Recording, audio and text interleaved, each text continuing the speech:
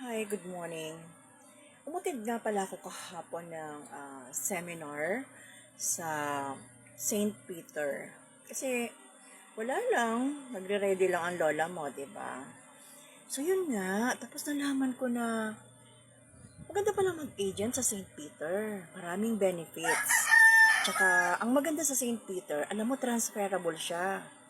Tapos, in 10 years, kung hindi mo magagamit yung life plan mo, pwede mong ibenta.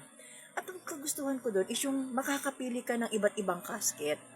Ngayon, syempre, dahil nag-a-affiliate naman ako dito kay TikTok, may naisip ako. So, baka naman pwedeng mag-affiliate din ako with St. Peter.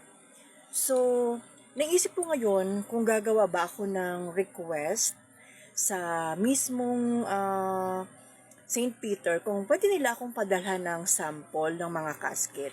Problema ko lang, saan ko ba ito ilalagay dito sa bahay? Paano ko ba siya i-display? At saka, paano ko kaya siya ipopromote? Hihiga ba ako sa loob ng kabaong? Or bubuhatin ko? Hindi ko nga lang alam eh. Pero, try ko talaga na humingi ng sample kung pwede. O di ba? Tapos yung sample na hingin ko yung kasukat ko na para alam mo na, syempre, di ba? Para makalibre na tayo. O ilalagay ko sa yellow basket 'yan ha. Baka gusto niyo bet ninyo, ibigay niyo lang sa akin yung mga sukat ninyo, yung sizes ninyo para hindi naman sobrang laki yung maibigay sa inyo.